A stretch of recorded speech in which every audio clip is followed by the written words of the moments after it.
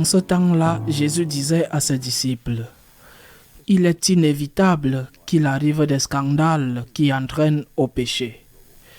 Mais malheureux celui par qui ils arrivent.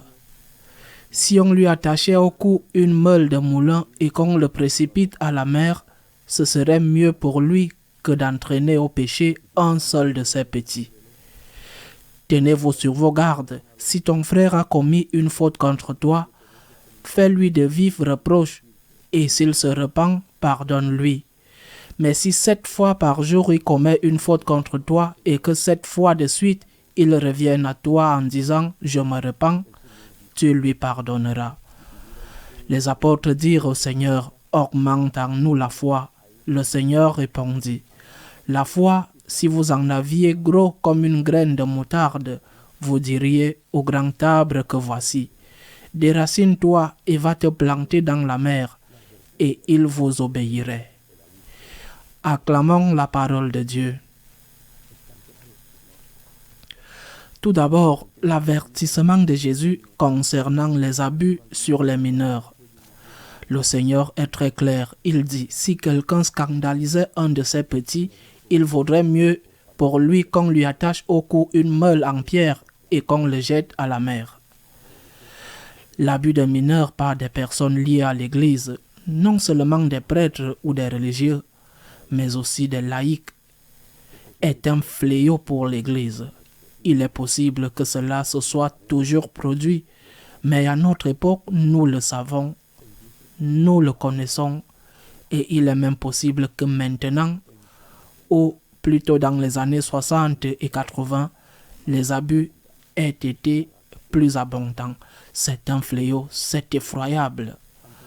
On a confié les enfants à l'Église et certains, je préfère ne pas les qualifier, parce que peut-être ont-ils eux aussi été abusés en leur temps. Certains ont non seulement commis un crime abominable d'un point de vue juridique, mais aussi d'un point de vue éthique. Je pense que c'est un travail que nous devons continuer à faire, celui de prévenir de tels abus, celui de mettre en place tous les moyens possibles pour que cela ne se reproduise plus. Et bien sûr, donner à la victime l'aide dont elle a besoin et à l'auteur du crime, la punition qu'il mérite. Mais à une occasion, le pape Benoît XVI, alors qu'il était pape émérite, lorsque se tenait à Rome la convention, la réunion des présidents des conférences épiscopales pour traiter de la question des abus, a écrit une lettre à ses évêques où, bien sûr, il condamnait fermement ce comportement, mais où il disait aussi autre chose. Il n'y a pas eu que des abus physiques, des abus qui n'ont pas toujours été sexuels, par exemple des coups, des humiliations, mais il n'y a pas seulement eu des abus de ce type, et le pape émérite disait, il y a aussi eu, et il y a encore beaucoup d'abus sur des mineurs, et même sur des adultes qui n'ont aucune formation dans la matière fondamentale de l'éducation à la foi. Parce que si tu dis à un enfant, je ne vais pas juger les intentions, si tu dis à un enfant que l'enfer n'existe pas, par exemple, tu es en train d'abuser de cet enfant. C'est un abus qui n'est pas le même que les abus physiques ou sexuels. Et je ne veux pas le comparer aux autres types d'abus. Parce que je pense que les abus, notamment les abus sexuels, sont particulièrement choquants. Mais c'est un abus.